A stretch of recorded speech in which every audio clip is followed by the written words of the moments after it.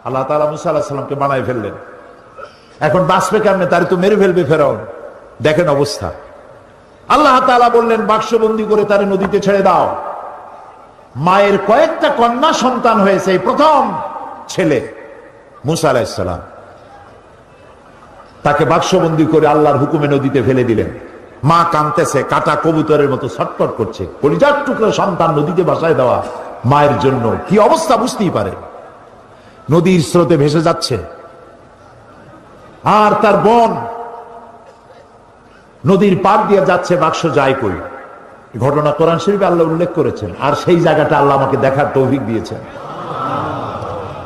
ভাসতে ভাসতে এই বাক্স গিয়ে থামলো ঠিক সেইখানে যেখানে ফেরাউন আর আসিয়া দুজনে বসে পড়ন্ত বেলায় নীল দরিয়ার দৃশ্য দেখতেছে, বাতাস খাচ্ছে, ঢেউয়ের তাল দেখতেছে। বাক্স এসে সেখানে থেমে গেল। ফেরাউন আশ্চর্য হলো, বাক্স এসে থামলো এখানে, দেখো বাক্সে আছে কি, উঠাও বাক্স। বাক্স উঠানো হলো, খুলে দেখে গোলাপের পাপড়ির মতো চেহারা সুন্দর একটি বাচ্চা। ফেরাউন বলছে এই তো আমার দুশ্মন, তরবারি আনো, হত্যা করো, আমার দুশ্মন পেয়ে গেছে। হযরতে আসিয়া বলছেন ফেরাউন তুমি খোদা না বেহুদা? এই ছোট্ট বাচ্চা তোমার শত্রু, কি বলো তুমি? আমাদের তো কোনো বাচ্চা কাচ্চা নাই, মনে হয় আল্লাহ তাআলা আমাদেরকে এই বাচ্চাটা দিয়েছেন, চলো এটাকে আমরা লালন পালন করি, তুমি এর মারি মেরে না। বাচ্চা নিয়ে গেল বাড়ি। দেখেন অবস্থা। এখন বাচ্চারে দুধ খাওয়াইতে হবে। যেই বাচ্চা পুরুষ সন্তান বাঁচতে দেবে না যে ফেরাউন, সেই ফেরাউন এই বাচ্চারে দুধ খাওয়াবার জন্য পাগল হয়ে গেছে। ধাত্রীগুলো ডাকা হলো, কোন ধাত্রীর কোলে সে ওঠে না, বাচ্চা কারোর দুধ মুখে নেয় না, খালি কাঁদতেছে। আল্লাহ রাব্বুল আলামিন পরবর্তী সময় হযরত মুসা আলাইহিস সালামকে বলেছেন, মুসা ফেরাউনের ঘরে তুমি কাঁদতেছো, আর তোমার মা তোমাকে না পায়া কাঁদতেছে, আমি রহমানুর রহিম এটাকে সহ্য করতে পারি নাই। বোন গিয়ে বলছে ফেরাউনকে, জাহাপানা আমার কাছে একটা ধাত্রীর খবর আছে, ওই মেয়ে লোকটা যে কোনো বাচ্চা কোলে নিলি দুধ খায়। ফেরাউন বলছে নিয়ে আসো, যত টাকা লাগে দেব। বোন গিয়ে তার মায়েরে নিয়ে আসে। মা এসে বাচ্চা পেয়ে গেল, বাচ্চা কোলে নিল, বাচ্চা দুধ খাওয়া আরম্ভ করলো। ফেরাউনের বাড়িতে পয়সা দিয়া টাকা দিয়া ফেরাউন রাখলো আর দুধ খাওয়াইল। মুসা আলাইহিস সালাম একটু বড় হলেন, একটু বড় হয়েছেন, নাদুস নুদুস চেহারা। ফেরাউন কোলে নিয়েছে, পয়গম্বরী চেহারা তো, সলিমুদ্দি কসিমুদ্দি মার্কানা। মুসা আলাইহিস সালামের চোখ, তার ঠোঁট, তার ললাট, তার গন্ডদেশ, আল্লাহর পয়গম্বর। আল্লাহ তাআলা মুসা আলাইহিস সালামকে বলেছেন, মুসা তুমি ভয় পাও, আমি তো তোমাকে আমার জন্য বানাইছি। সুবহানাল্লাহ। এই কোরআন শরীফে আল্লাহ বলছেন আমি তোমাকে আমার জন্য বানাইছি। ফেরাউন কোলে নিয়ে মুসা আলাইহিস সালামের মস্তক উঁচু করে করে ঠোঁটটা নামায় দিল। মুসা আলাইহিস সালামের ঠোঁটে ঠোঁট লাগাইয়া চুমা দিবে। যেই না ঠোঁটের কাছে ঠোঁট নিয়েছে, মুসা আলাইহিস সালাম ঠাস করে এক চড় মেরেছে ফেরাউনের গাল। ফেরাউন আছাড় মেরে ছেড়ে দিল বাচ্চাকে, বললো যে সত্যিই আমার দুশ্মন, তরবারি আন, কেটে ফেলবো। আসিয়া বলছে তুমি তো সত্যি একটা বদ্ধ পাগল, কি আর খোদা তুমি, তোমারে খোদা যারা মানে ওগুলোও পাগল। এই বাচ্চা মানুষ সোনাও চেনে, আগুনের টুকরাও চেনে না, তুমি আন্দাজে তারে মারি ফেলবা। ফেরাউন বলছে আচ্ছা ঠিক আছে, সোনাও চেনে না, সোনার পিণ্ডও চেনে না, আগুনের টুকরাও চেনে না, স্বর্ণ আনো, আগুনের টুকরা আনো। যদি সোনায় হাত দেয়, আগুনে হাত না দেয়, তাহলে বুঝবো বুদ্ধি আছে। আর যদি আগুনে হাত দেয়, হাত না দেয়, তাহলে বুঝবো যে ঠিকই। আগুনে যদি হাত দেয় তাহলে বুঝবো যে বাচ্চা মানুষ বোঝে নেই। স্বর্ণের টুকরা আনা হলো, আগুনের টুকরা আনা হলো। মুসা আলাইহিস সালাম আগুনের দিকে হাত না দিয়া সোনার দিকে হাত বাড়াতে যাচ্ছিলেন, আল্লাহ ফেরেশতা দিয়ে তার হাত আগুনের দিকে দিয়ে দিলেন। আল্লাহ তাআলা বলছেন, মুসা রে, এইরকম করে আমি তোমাকে লালন করেছি। মুসা আলাইহিস সালাম বড় হলেন, সেই জায়গা দেখলাম এবং ওখানেও চলে গেলাম।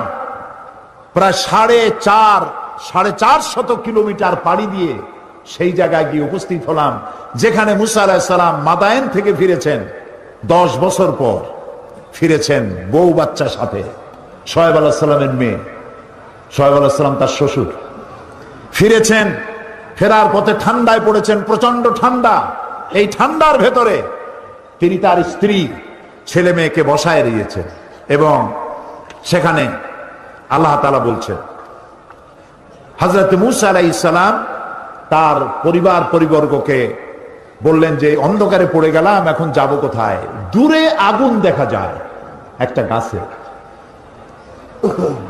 إذ رأى نارا فقال لأهلهم كثوا إني آنست نارا لعلي آتيكم منها بقبس أو أجد على النار هدى।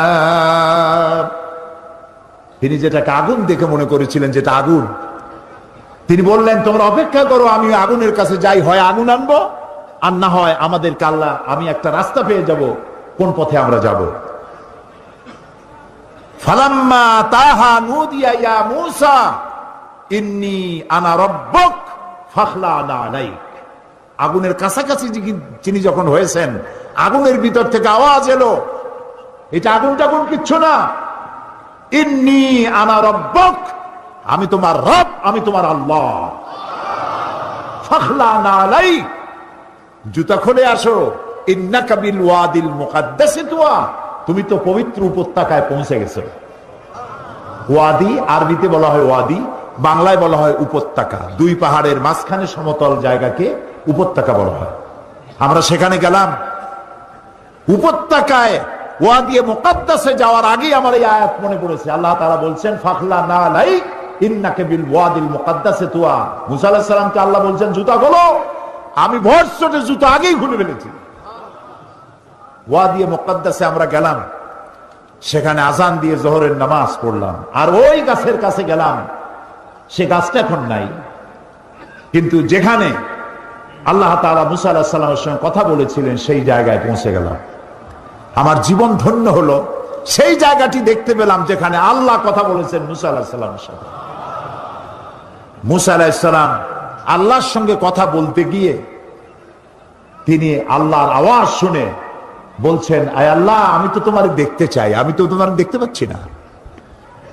রব্বি আরিনি, আয় আল্লাহ, আমি তোমার দেখতে চাই। আল্লাহ তাআলা বললেন লান তারানি, কখনো তুমি আমাকে দেখতে পারবে না। মূসা আলাইহিস সালাম আবদার করলেন, আল্লাহ, আমি তোমারে দেখতে চাই। আল্লাহ তাআলা বললেন আচ্ছা, একটা টেস্ট হোক, দেখতে পারবা কিনা। আল্লাহ তাআলা পাহাড়ের উপরে তার তাজাল্লি, ৭০,০০০ পর্দার আড়াল থেকে আল্লাহ তাআলা তার তাজাল্লি নূর বর্ষণ করলেন পাহাড়ের উপরে। মূসা আলাইহিস সালাম শুধু, এই কোরআন শরীফে আল্লাহ বলছেন, মূসা আলাইহিস সালাম শুধু এক পলক দেখে আল্লাহু আকবার বলে চিৎকার মেরে বেহুশ হয়ে পড়ে গেলেন। পাশেই তুর পাহাড়, তুরের উপরে আল্লাহ তাআলা একটা সূরা নাযিল করেছেন, ওয়াতিন ওয়াজ-জাইতুন ওয়া তুর সিনিন। তুরের আল্লাহ তাআলা কসম করেছেন, যেই পাহাড়ে উঠলে পরে আকাশের মেঘ ধরা যায়, এত উঁচা পাহাড়। এই পাহাড়ের উপরে ৪০ দিন তিনি ইতিকাফ অবস্থায় ছিলেন এবং সেখানে তওরাত নাজিল হলো। সে জায়গা আল্লাহ দেখার তৌফিক দিলেন। এরপরে মূসা আলাইহিস সালামের সঙ্গে সংগ্রাম ছিল যেই ফেরাউন, সেই ফেরাউনকে দেখার ইচ্ছা হলো আমার, যে শয়তানটার একটু দেখি। ৪০ পাউন্ড জাদুঘরে ঢুকতে লাগে, শয়তান তালাশ করতেছি, পাই না। জিজ্ঞেস করলাম যে আসল শয়তানটা কই? বললো সে তো দোতলা। ওইটারে দেখতে গেলে আরো ৪০ পাউন্ড দরকার। সে পয়সাও দিলাম দেখার জন্য। উপরে যখন গেছি যাই দেখি এরকম একটা বড় বাক্স, গ্লাসের বক্স, এর ভিতরে মিস্টার ফেরাউন চিতই শুয়ে আছে। ওই জায়গাও দেখেছি যেখান থেকে ফেরাউন মূসা আলাইহিস সালামকে তাড়া করেছিল, আর দরিয়া ফেটে রাস্তা হয়ে গেল। যেখান থেকে মূসা আলাইহিস সালাম হেঁটে গিয়েছিলেন, তিন দিক থেকে ফেরাউনের শত্রুরা, ফেরাউন তিন দিক থেকে আক্রমণ করেছে, পালাবার রাস্তা নাই। সাথী সঙ্গীরা বলছেন, ইয়া মূসা ইন্না লামুদরাকুন, আমরা তো পাকড়াও হয়ে গেছি, পালাবার পথ নাই। হযরতে মূসা আলাইহিস সালাম বলেন, কাল্লা রব্বি সায়াহদিন, কখনো নয়, চিন্তা করো না, আল্লাহ রাব্বুল আলামিন আমাদের জন্য পথ বের করে দেবেন। লক্ষ্য করছেন, তিন দিকে শত্রু, একদিকে দরিয়া, পালাবার কোন রাস্তা নাই। হযরতে মূসা আলাইহিস সালাম বলছেন, ভয় পাইও না, পথ দেখায় দেবে কে? বলেন, আল্লাহ পাক পথ দেখিয়ে দিবেন। রাস্তা তৈরি হয়ে গেল। মূসা আলাইহিস সালাম রাস্তার ভিতর দিয়া চললেন। দরিয়ার অর্ধেক পর্যন্ত এসেছেন। ফেরাউন তার দলবল নিয়ে এসে দেখে বিশাল রাস্তা, ওই রাস্তা দিয়ে ওরাও নামছে। ঠিক মাঝখানে যখন এসেছে, আল্লাহ তাআলা বলছেন, দরিয়াকে হুকুম করলেন বন্ধ হয়ে যা। বন্ধ হয়ে যাও, এটা তো বলার দরকার নেই। আল্লাহ যখন কিছু ইচ্ছা করেন কি বলেন? কোন হয়ে যা, দিনান দেয়ার হয়ে যায়। দরিয়া বন্ধ হয়ে গেল। সাথী সঙ্গী যা ছিল সুবনি খাইয়া মরিয়া সব শেষ। ফেরাউন ডুবতেছে আর উঠতেছে, পানি খেতে খেতে পেট একেবারে পোটকা মাছের মতো মোটা হয়ে গেছে। ফেরাউন বলছে, আমানতু আন্নাহু লা ইলাহা ইল্লাল্লাযী আমানাত বিহি বানু ইসরাঈল। হায় আল্লাহ, আমি ঈমান এনেছি ওই আল্লাহর উপরে যে আল্লাহর উপরে ঈমান এনেছে বনি ইসরাঈলেরা। আল্লাহ, ওয়া আনা মিনাল মুসলিমিন, আর আমি তো একজন মুসলমান, আমার সুবাও কেন, এই তো কালেমা পড়লাম। আল্লাহ তাআলা বলছেন, আন আন ওয়াকাদ আসাইতা ক্বাবলু ওয়া কুনতা মিনাল মুফসিদিন। এখন তুমি বলছো আমি মুসলমান, অথচ তুমি বছরের পর বছর ধরে আমার বান্দাদের উপরে জুলম করেছো, অত্যাচার করেছো। ওয়া কুনতা মিনাল মুফসিদিন। লক্ষ্য করুন, ফেরাউন বলছে আনা মিনাল মুসলিমিন, আমি তো একজন মুসলমান, মুসলমানদের মধ্যে আমি একজন। আল্লাহ বলছেন অকুনতা মিনাল মুফসিদিন, তুই তো সন্ত্রাসী। আল্লাহ তাআলা বলেন, আমি তোমাকে আজকে শুধু মারবই না, আলিয়াউমা নুনাজ্জিকা বিবাদানিক, আমি তোমাকে শুধু মারবই না, আমি তোমার শরীরকে হেফাজত করব। পানিতে তোর শরীর পচবে না, পানির প্রাণীগুলি তোরে খাবে না, মাটিতে পচবে না, আমি তোমার দেহকে শুটকি বানায় রাখবো। কিয়ামত পর্যন্ত যত স্বৈরাচার পৃথিবীতে আসে তারা যেন তোমার থেকে উপদেশ নিতে পারে। ফেরাউনের লাশের কাছে দাঁড়িয়ে কোরআনের আয়াত আমার মনে পড়লো। দেখতে পেলাম ফেরাউনের একটা দাঁত দেখা যায়, চোখের সাদা অংশ দেখা যায়, মাথায় কিছু চুলও আছে, এখন হাতের দুই একটা নখও আছে, হাত পা বাইর করা, বাকি বডিটা কাপড় দিয়ে জড়ানো। কোরআন তার কথা যে কত সত্য চিরন্তন, এসব জিনিসগুলি দেখলে স্পষ্ট হয়ে যায়। আল্লাহর মেহেরবানি, আমার মিশর সফরের সময় আল্লামা বদরুদ্দিন আইনি রহমতুল্লাহ আলাইহের মাজার জিয়ারত করার সুযোগ হলো। ইমাম শাফি রহমতুল্লাহ আলাইহির মাজার, ইমাম ওয়াকি, হযরত হারুন আলাইহিস সালাম, ইলিয়াস আলাইহিস সালাম, হযরত লোকমান, হযরত আবু দারদা রাদিয়াল্লাহু তাআলা আনহু, তাদের কবর জিয়ারতের সুযোগ হলো। এবং সেই মসজিদেও নামাজ পড়লাম, যেই মসজিদ হযরত আমর ইবনুল আস রাদিয়াল্লাহু তাআলা আনহু মিশর বিজয় করে মসজিদ তৈরি করেছিলেন। খতমে কোরআনের রাতে রমজান মাসে এখানে 5 লাখের উপরে মুসলমান নামাজে শরীক হয়। এত বড় বিশাল মসজিদ। প্রিয় ভাই সব, এই কথাগুলি আনলাম আমি এই কারণে, আল্লাহ তাআলা বলছেন আস-সাইহুন, পরিভ্রমণকারী, তওবাকারী, ইবাদতকারী, প্রশংসাকারী এবং পরিভ্রমণকারী, দ্বীনের দাওয়াত নিয়ে সর্বত্র ছড়িয়ে পড়া।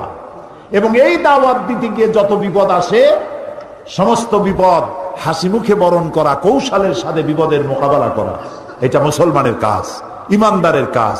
দাওয়াত পৌঁছানো, সকলের কাছে দাওয়াত দেওয়া।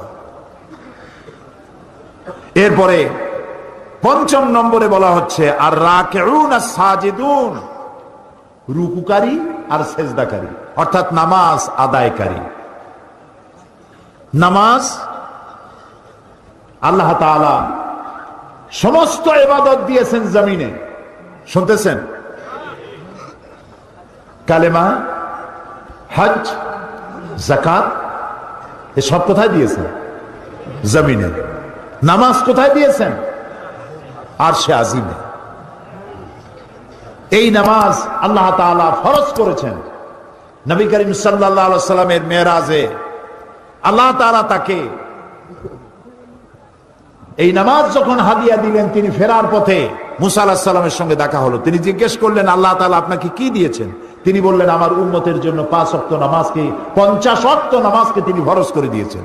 মুসা আলাইহিস সালাম বললেন, সর্বনাশ, আমি তো বনি ইসরাইল নিয়ে বহু বছর কাটাইছি, মানুষ যে কত বেকায়দা, 50 ওয়াক্ত নামাজ আপনার উম্মতেরা পড়তে পারবে না, আপনি কমায় আনেন। তিনি গেলেন এবং আল্লাহর কাছে বললেন, আল্লাহ তাআলা 10 ওয়াক্ত কমায় দিলেন। আবার আসলেন, আবার গেলেন, আবার আসলেন, আবার গেলেন, থাকলো কত? 5। মুসা আলাইহিস সালাম বলেন, আমি আশঙ্কা করি এই 5 ওয়াক্তও পারবে না, আপনি আরো কমান। নবী করিম সাল্লাল্লাহু আলাইহি সাল্লাম বললেন, আমি আল্লাহর কাছে আর যাইতে পারবো না, আমার শরম করে। আল্লাহ দিলেন 50 ওয়াক্ত, আপনার বারবার ইনসিস্ট করার কারণে আমি গেলাম, আল্লাহ কমাইতে থাকলেন, আমি আর পারবো না কমাইতে। আল্লাহ রাব্বুল আলামিন বলেন, নবী, আমি আপনাকে 50 ওয়াক্ত নামাজ আপনার উম্মতের জন্য ফরজ করে দিয়েছিলাম, কমাতে কমাতে 5 ওয়াক্ত আনা হলো। যেহেতু আমি আল্লাহ বলেছি 50 ওয়াক্ত, আপনার উম্মতেরা যারা 5 ওয়াক্ত নামাজ আদায় করবে, 50 ওয়াক্তের সওয়াব আমি আল্লাহ তাদের আমলনামায় দিয়ে দেব। তাহলে যে ব্যক্তি নামাজ আদায় করলো সে 50 ওয়াক্ত গেইন করলো, সুবহানাল্লাহ বলেন। আর যে ব্যক্তি নামাজ পড়লো না সে কতটা লস করলো? 50 ওয়াক্ত লস করলো। এই নামাজকে আল্লাহ তাআলা ফরজ করেছেন। মেয়ে লোকের জন্য প্রতি মাসে একটা কনসেশন আছে নামাজের, আল্লাহ মাফ করে দিয়েছেন। তার পিরিয়ড যখন আসবে পড়া লাগবে না, আল্লাহ মাফ করেছেন, আলহামদুলিল্লাহ। এটা মেয়েদের জন্য কনসেশন আল্লাহর পক্ষ থেকে। কিন্তু পুরুষ 2 অবস্থা, পাগল, বেহুশ, এই 2 অবস্থা ছাড়া পুরুষের জন্য নামাজ কোন অবস্থায় মাপ নাই। আল্লাহর নবী বলেন, মান তারাকা সালাতান মুতাআম্মিদান ফাকাদ কাফারা, ইচ্ছে করে যে নামাজ ছেড়ে দিল সে কুফরি করলো।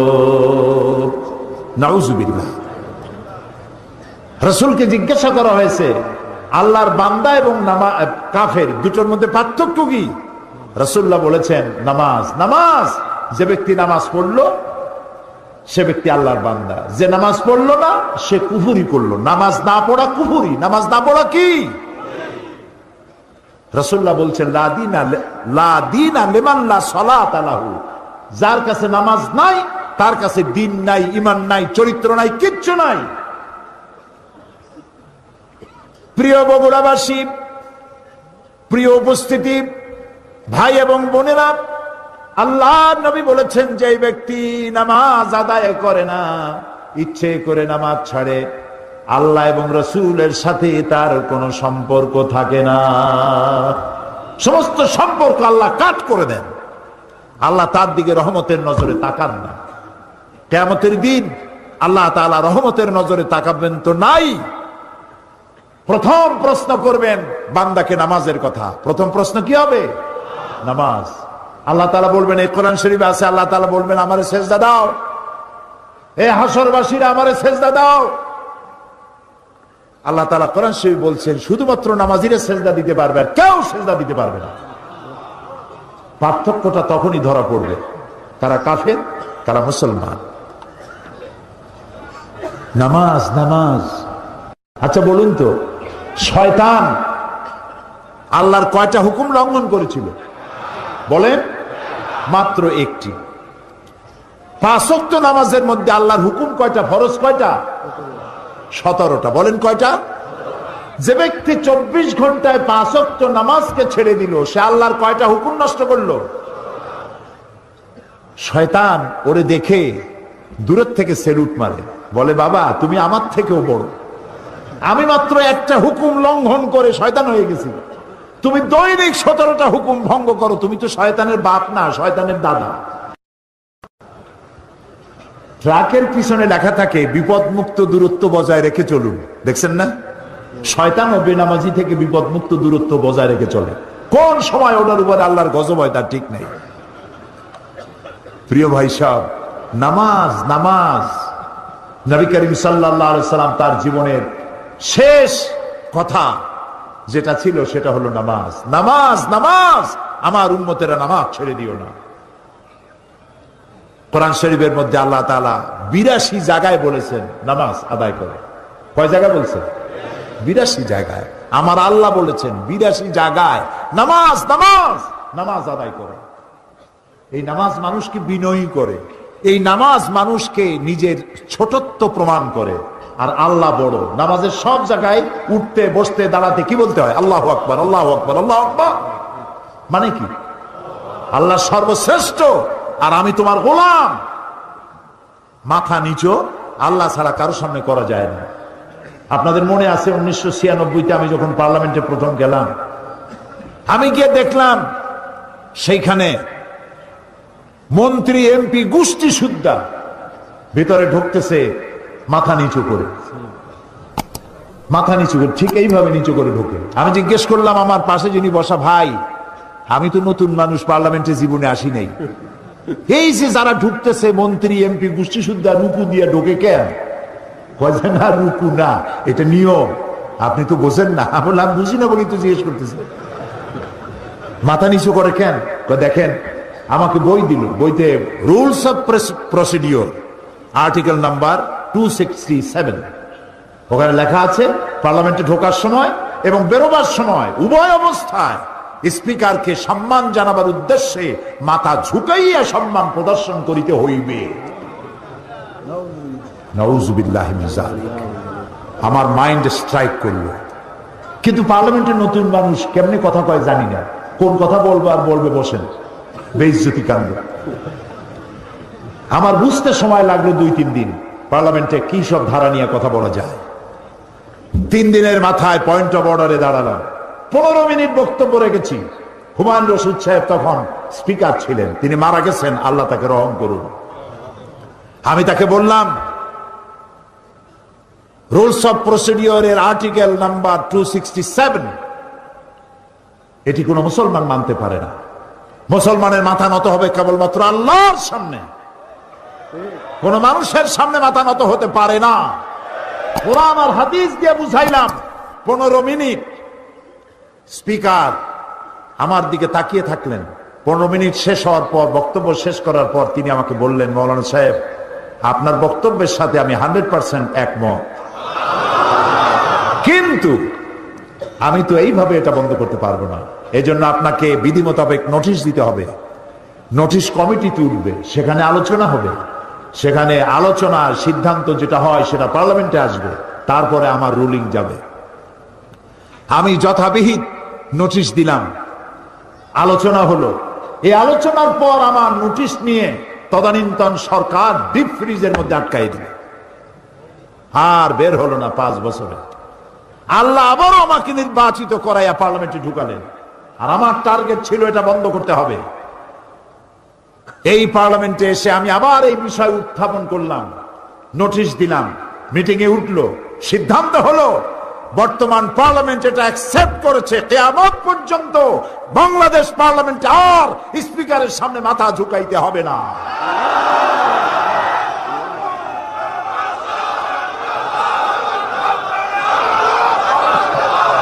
প্রিয় ভাই সব, মানুষ মুসলমান মাথা নত করবে কেবলমাত্র কার সামনে? আল্লাহ ছাড়া কারোর সামনে মাথা নত করা যাবে না। আর নামাজ একমাত্র সিস্টেম যার মধ্য দিয়ে নিজেকে ছোট করা যায়। আল্লাহ সব থেকে বড়, আমি ছোট। এই ছোটত্ব, অহংবোধ, নিজের অহংবোধ, এটাকে মাটির সাথে মিশাবার জন্য এ পর্যন্ত হাত তুলে দাঁড়ায় মানুষ যখন নামাজে দাঁড়ায় আসামির মতো হয়ে যায়। রুকুতে গেল, নিজের অস্তিত্ব আরো অবনমিত হলো। সেজদা যখন দিল তখন তার অহংকার মাটির সাথে মিশে গেল। আমি সেজদা দিয়ে বললাম, আল্লাহ তুমি শ্রেষ্ঠ, আমি তোমার গোলাম। আল্লাহ রসুল বলেছেন, প্রশ্ন করা হয়েছে, হে রাসূল বান্দা আল্লাহর নিকটবর্তী হয় কখন? নবী করিম সাল্লাল্লাহু আলাইহি ওয়াসাল্লাম বলেছেন, বান্দা যখন সেজদা দেয় একদম আল্লাহর কাছে চলে যায়। রাসূলুল্লাহ বলছেন, আমার উম্মতেরা ও সাহাবীরা যখন সেজদা দিবা তখন মনে করবা তুমি তোমার মাথা আল্লাহ তাআলার কদম মোবারকের উপরে রেখে দিয়েছো। দেখেন না, মানুষ বলে ভাই এমন কাজ আমার ছেলেতে করছে, আমার নাক কাটা গেছে। সত্যি কি নাক কাটছে নাকি? না, মর্যাদাহানি হয়েছে। আবার বলে আমার কপাল খুলে গেছে। কপাল কি খোলে টলে গেছে? আবার কপাল পুড়িয়ে গেছে। এর অর্থ কি? ভাগ্য। কপাল কিসের প্রতীক? ভাগ্যের প্রতীক, না মর্যাদার প্রতীক। কেউ যদি তার মর্যাদা বাড়াতে চায়, কেউ যদি তার ভাগ্য সুপ্রসন্ন করতে চায়, তাহলে প্রত্যেক দিন দৈনিক 5 বার মাটি নামক দাসখতের উপরে নাক আর কপাল নামক কলম দিয়া সই করতে হবে 5 বার, আল্লাহ আমি কেবলমাত্র তোমারই গোলাম, তুমি ছাড়া কারো গোলাম নই। ফজরে একবার, জোহরে একবার, আসরে একবার, মাগরিবে একবার, আবার রাত্রে শুতে যাব তখনও আর একবার। সর্বত্র আল্লাহু আকবার, আল্লাহু আকবার বলেন সবে, আল্লাহু আকবার। সব ক্ষেত্রে আল্লাহু আকবার। পৃথিবীতে যখন আসছিলাম তখন কানে কি শুনেছি মনে আছে? মনে নাই, তবে আপনারা জানেন। আজানের প্রথম শব্দ কি? ইকামতের প্রথম শব্দ কি? নামাজের প্রথম শব্দ কি? জীবনের শেষ নামাজ সালাতুল জানাজা, প্রথম শব্দ কি? শেষ শব্দ কি? এর দ্বারা প্রমাণ হলো আমার জন্ম থেকে কবরে যাওয়া পর্যন্ত জীবনের প্রতিটি ক্ষেত্রে আমি গোলাম, আমাকে ঘোষণা করতে হবে আল্লাহু আকবার। খুব দুর্ভাগ্য আমার দেশের এরকম রাজনৈতিক দলও আছে যাদের মিছিলে মিটিংয়ে আল্লাহু আকবার শোনা যায় না। হাজারো স্লোগান দেয়, আল্লাহু আকবার বলে না। বগুড়া এরকম দল নাই। কি দুর্ভাগ্য! ওই দল যারা করেন একটু চিন্তা করা উচিত, নেতাদের জিজ্ঞান দরকার। নেতা সাহেব, আমি তো মুসলমানের বাচ্চা, আমার মা মুসলমান, বাপও মুসলমান। হাজারো স্লোগান দেই মানুষের নামে, দেশের নামে হাজারো স্লোগান দিতে পারি। এ কোন রাজনীতি যে আল্লাহু আকবার বলা যায় না? আল্লাহ তাআলা এই অভিশপ্ত রাজনীতির হাত থেকে আমার জাতিকে রক্ষা করুন।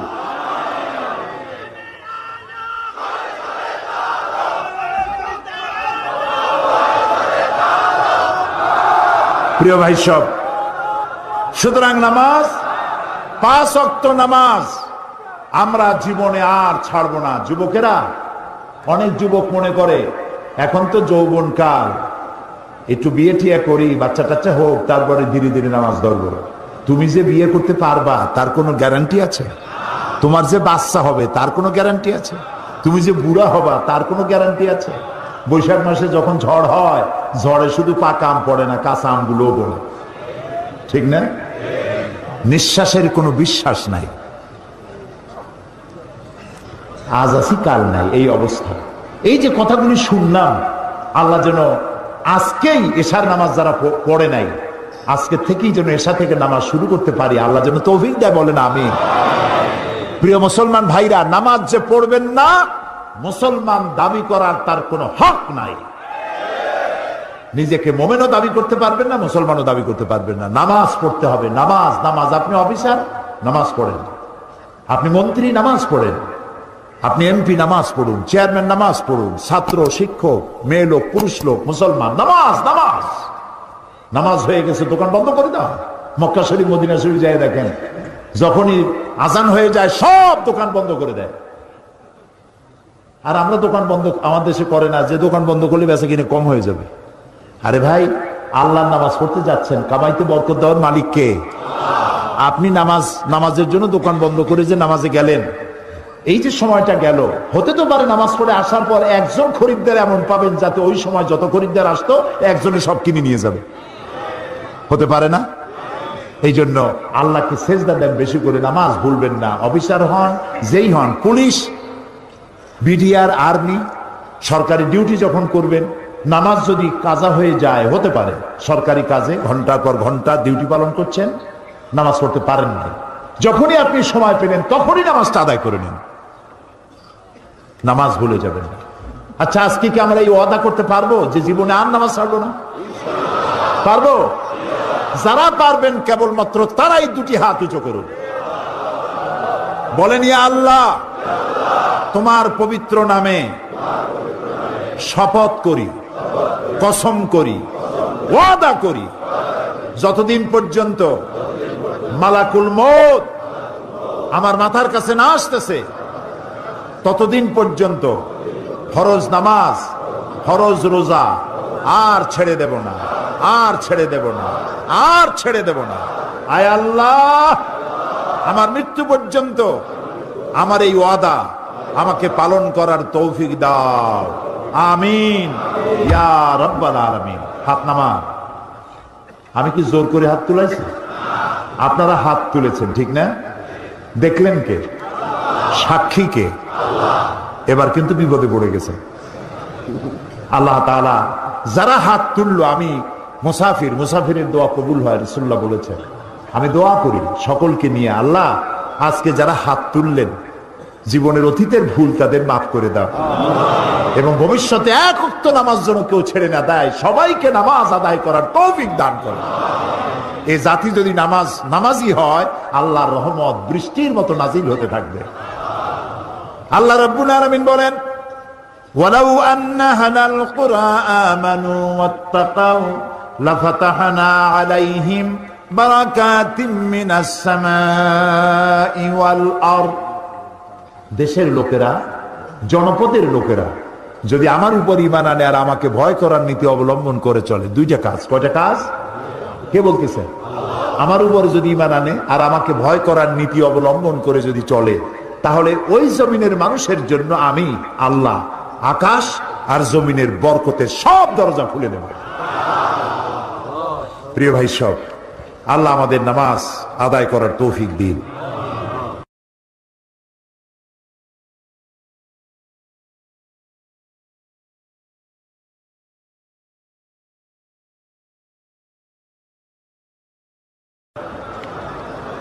আলহামদুলিল্লাহ নাহমাদুহু ওয়া নাস্তাঈনু।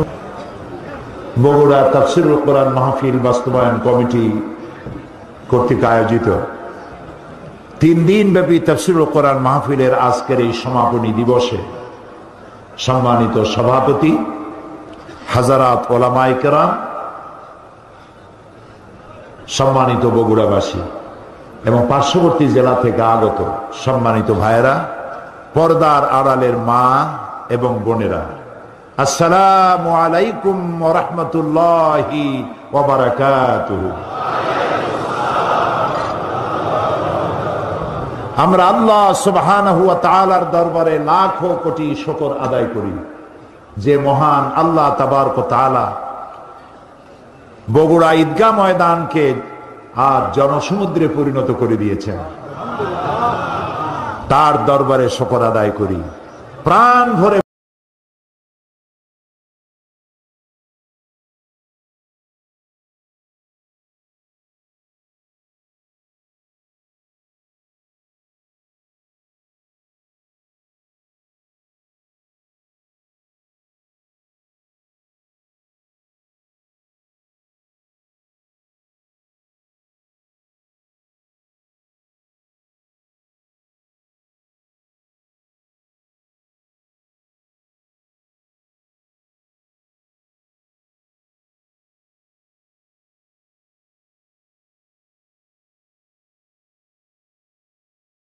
নিলাম, যিনি এই শান্তিপূর্ণ পরিবেশ, জান্নাতি পরিবেশ সৃষ্টি করেছেন। আলহামদুলিল্লাহ।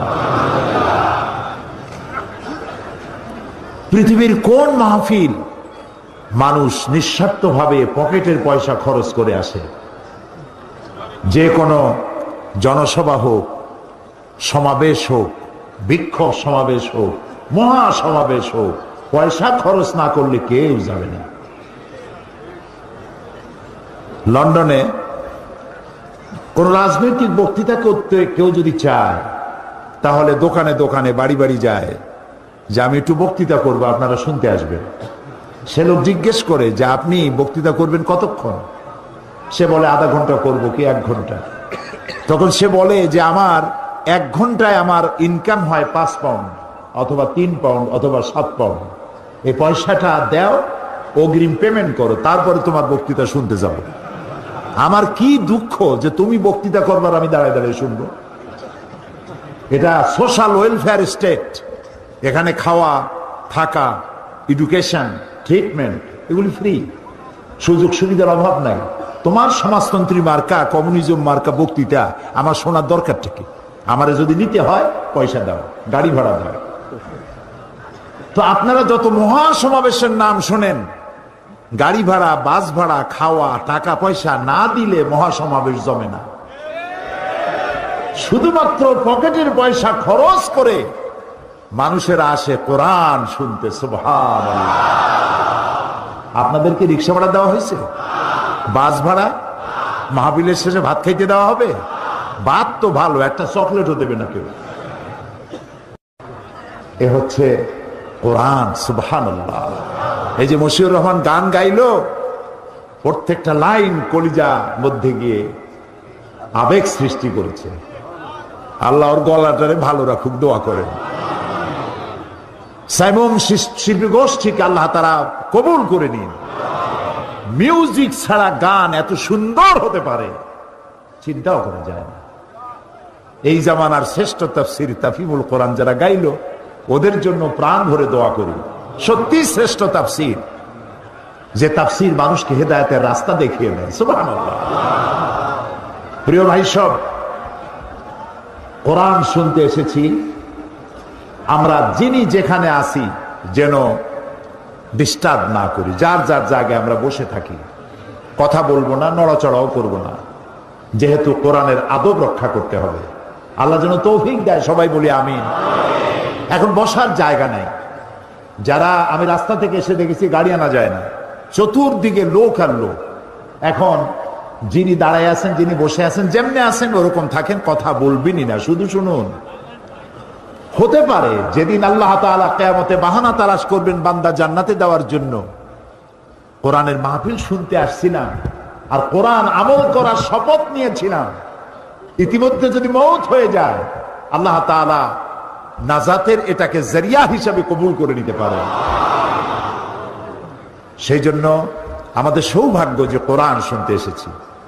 আমি আপনাদের সামনে কোরআন শোনাতে এসেছি, তবে আমার তো কোনো ক্ষমতা নাই।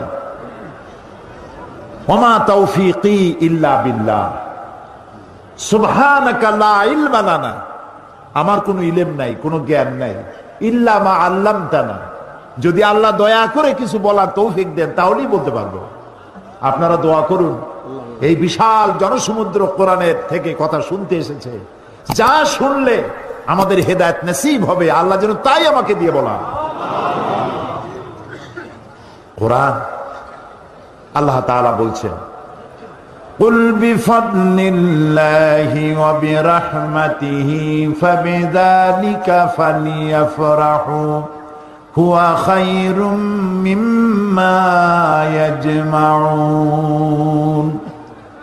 কুল বিফাদলিল্লাহি ওয়া বিরাহমাতিহি, হে নবী আপনি বলুন তোমাদের প্রতি আল্লাহর অনুগ্রহ এই, তোমাদের মানে আমরা, তোমাদের মানে, হে নবী আপনি বলুন তোমাদের প্রতি আল্লাহর করুণা অনুগ্রহ এই যে কোরআনের মতো একখানা কিতাব আল্লাহ তোমাদের উপরে অবতীর্ণ করেছেন।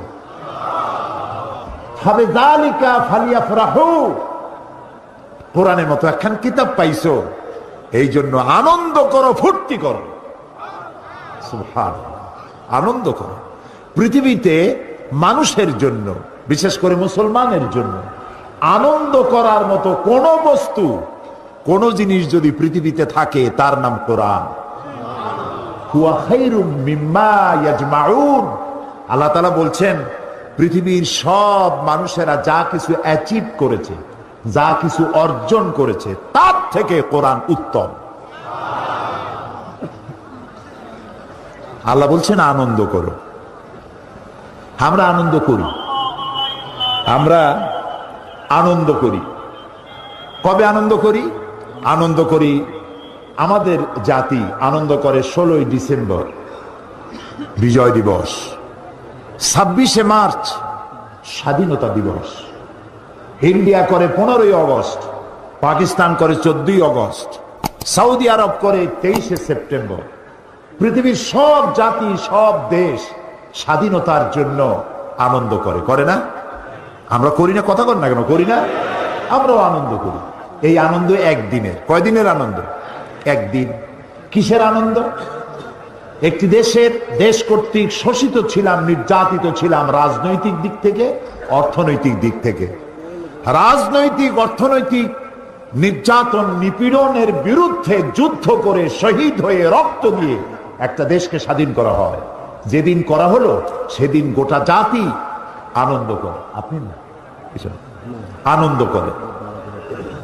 আল্লাহ তাআলা বলছেন আনন্দ ওটা তো একদিনের আনন্দ, কিন্তু কোরআন যেদিন আমি নাজিল করেছি, খায়রুম মিন আলফি শাহর, ওই রাতটা হলো 1000 মাসের চাইতেও শ্রেয়।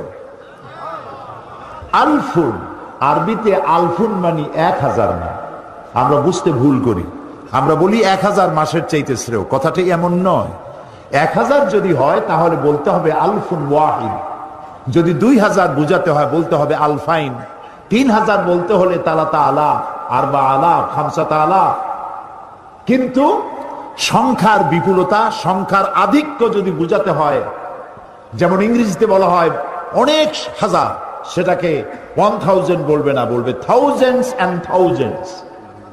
সংখ্যার আধিক্য, সংখ্যার বিপুলতাকে বুঝাবার জন্য এখানে আল্লাহ তাআলা বলছেন আলফুন। তার মানে হচ্ছে 1000 হাজার বছর ধরে, 1000 হাজার মাস ধরে মানবতার যে কল্যাণ হয় নাই, রমজান মাসে একটা রাত আছে, ওই রাত্রে মানবতার সেই কল্যাণ হয়েছে। কিসের মাধ্যমে? কোরআনের মাধ্যমে। এই কোরআন তোমরা যে মাসে পেলে তোমরাও আনন্দ করো, তবে সেই আনন্দ একদিনের না, সেই আনন্দ করো 1 মাস রোজা রেখে আনন্দ করো, কোরআনের আনন্দ।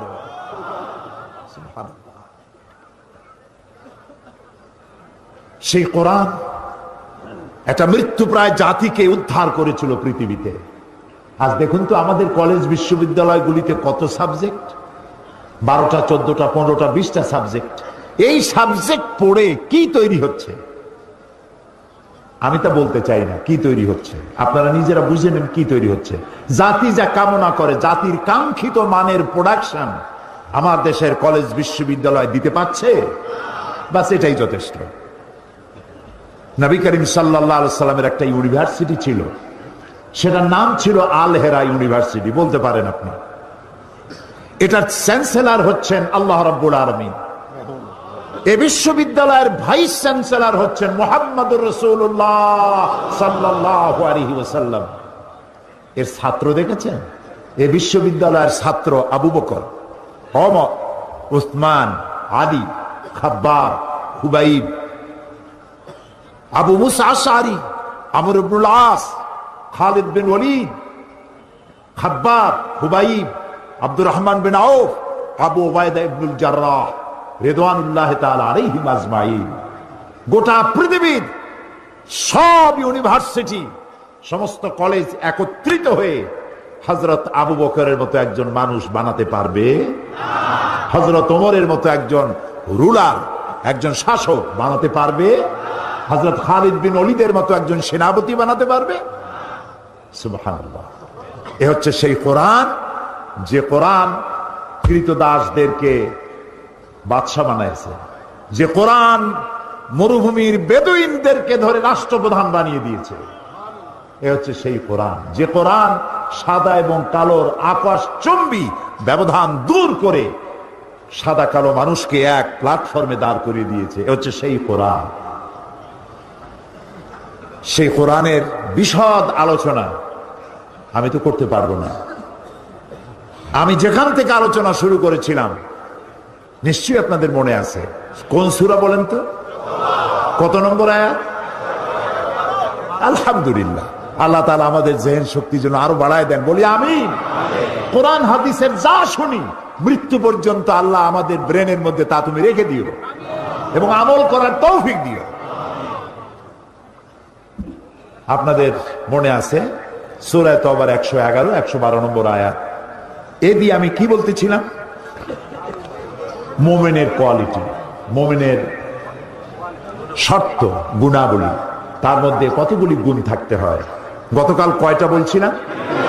মোট কয়টা?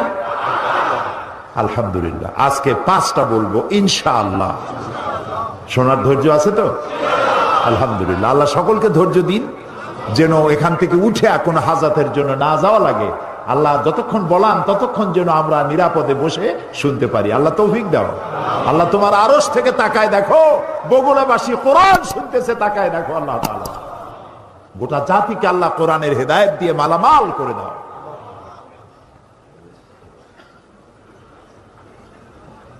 আল্লাহ তাআলা বলছেন, গতকালের মতো আসুন শয়তানের ওয়াসওয়াসা থেকে পানাহ চাই আল্লাহর কাছে।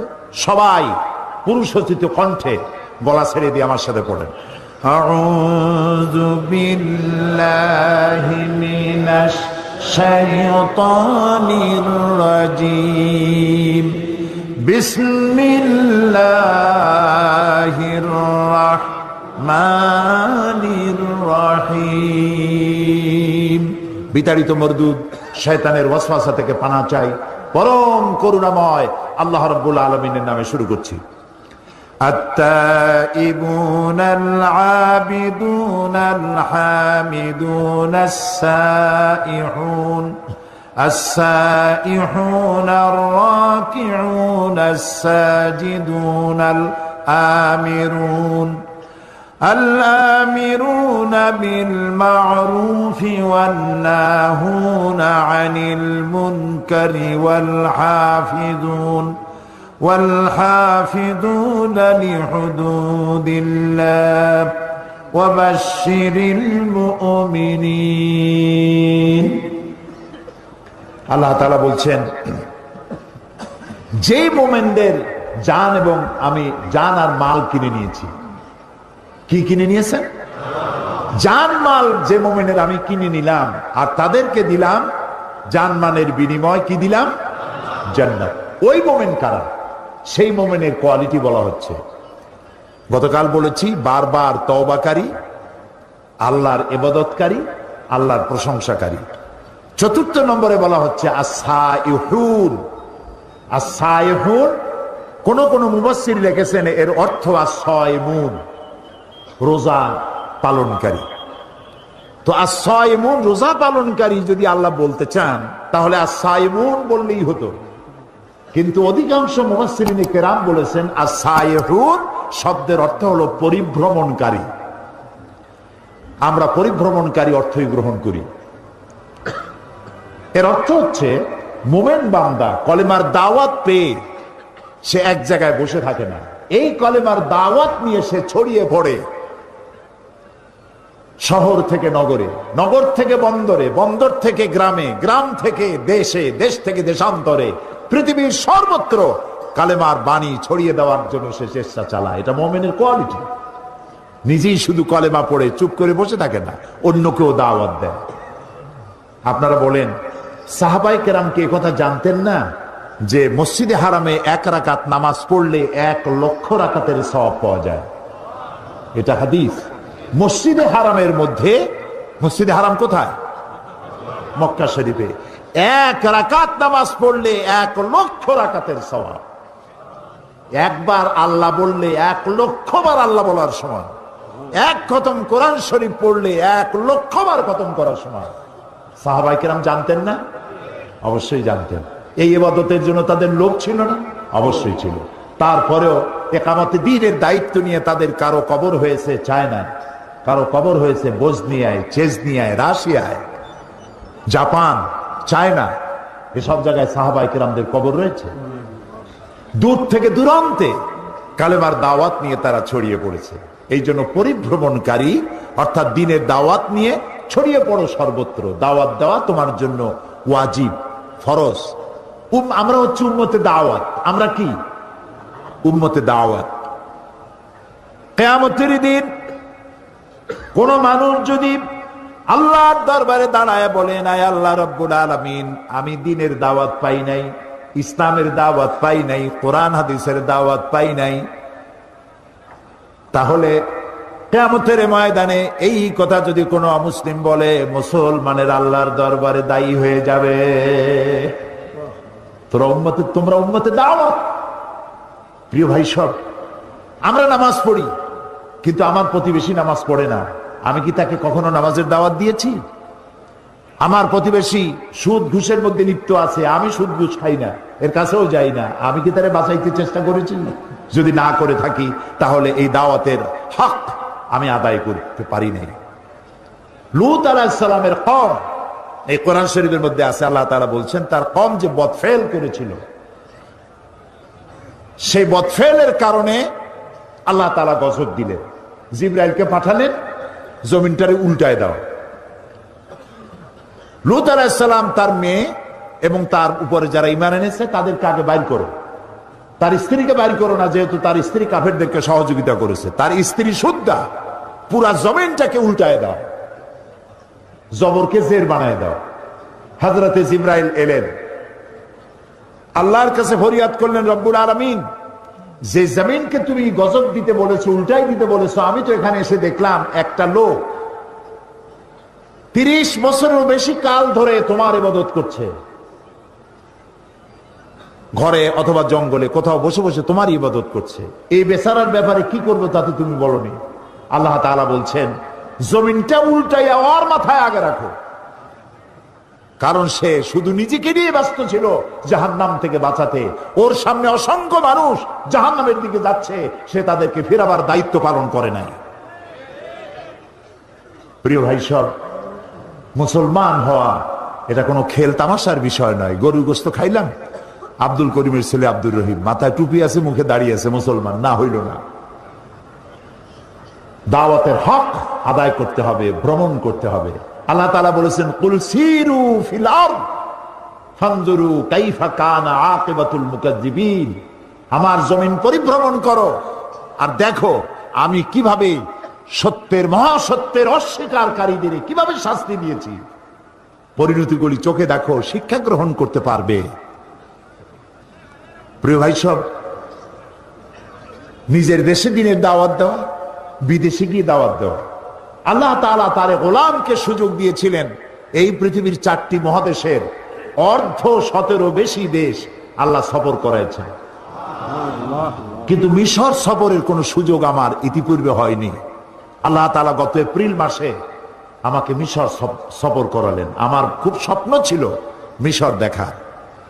মিশর হচ্ছে আমাদের জাতির পিতা ইব্রাহিম আলাইহিস সালামের শ্বশুর বাড়ি, ইউসুফ আলাইহিস সালামের চারণ ভূমি। এখানে তিনি ঘুরেছেন ফিরেছেন, কত কষ্ট করেছেন। মুসা আলাইহিস সালামের জমিন, ইলিয়াস আলাইহিস সালাম, হারুন আলাইহিস সালাম ইসলামের ইতিহাস গড়েছে এই জমিনে। সেই মিশর দেখার একটা উদগ্র বাসনা ছিল আমার। গত এপ্রিল মাসে জামিয়া আল আজহার পৃথিবীর একটি শ্রেষ্ঠ বিশ্ববিদ্যালয়, যার ছাত্রছাত্রী সংখ্যা 2 লাখের উপরে, ওখান থেকে একটা দাওয়াত পেলাম। এরপরে 5 দিন আমার সফর ছিল।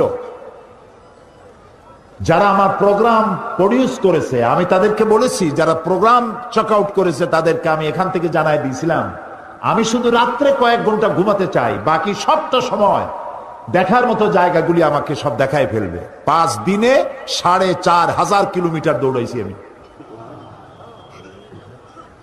আমি প্রথমেই দেখতে চেয়েছি মুসা আলাইহিস সালামকে যেখানে কষ্ট দেওয়া হয়েছে সেটা কোথায়, তাকে যে জায়গা থেকে ফালায় দেওয়া হয়েছিল সেই জায়গাটা কোথায়।